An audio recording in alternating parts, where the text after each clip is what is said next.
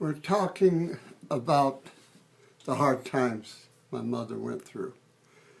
And I think it was maybe 4 months or 5 months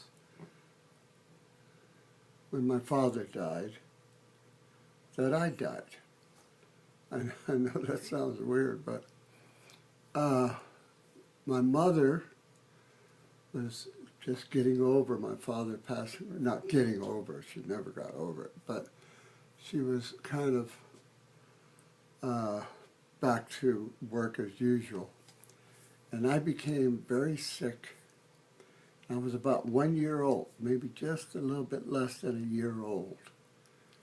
And I had a fever of, as a baby, 104, 105 temperature.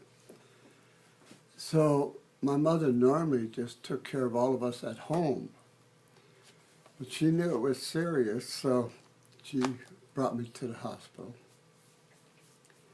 And my two older sisters, Anita and Tony, I think they were around 15, 16, had to look after the rest of the kids while my mother came to the hospital.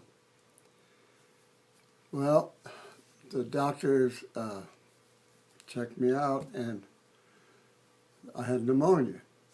So they put me in the ward. Now remember, this is a long time ago. Didn't have the medicines that we have today. So they put me in the ward and I became unconscious.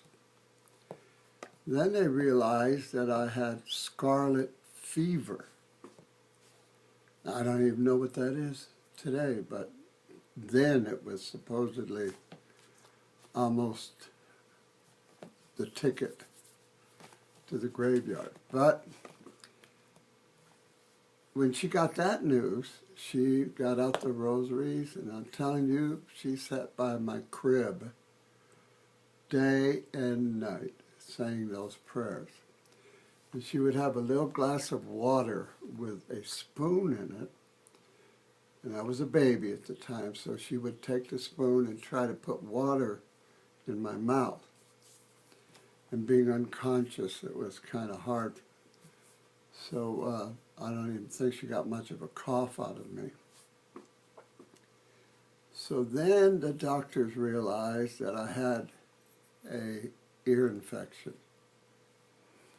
And I was still, my vitals were still okay, but I was unconscious and had an ear infection.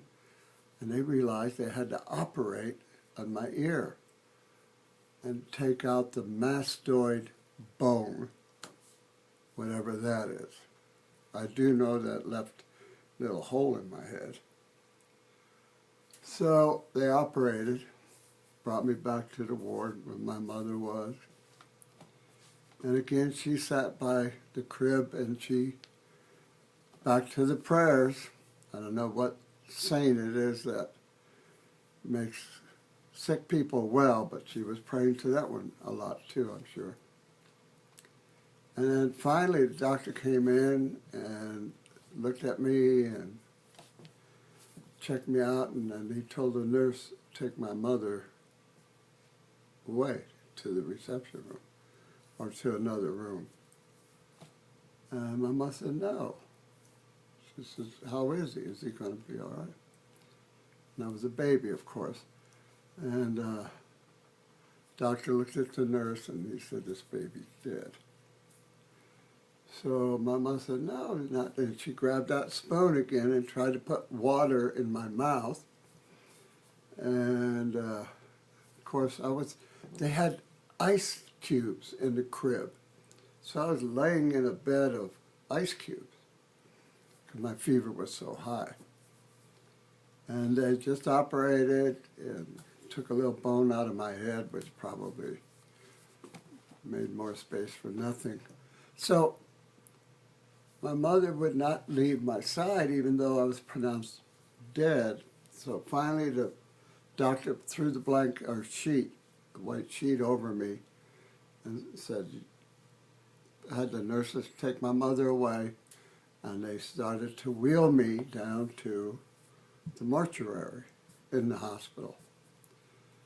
And as the nurses, there were two nurses, as they were wheeling me, one of the nurses noticed that the sheet kind of jumped a little bit.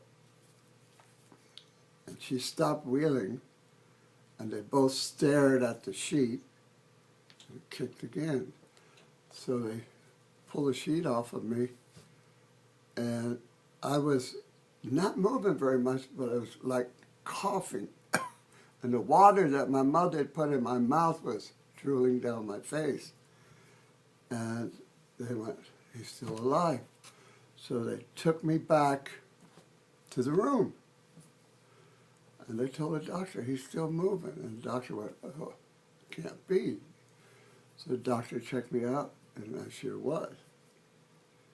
Temperature had even gone down a little bit. And my mother was sitting there with a rosary. Smiles. To see.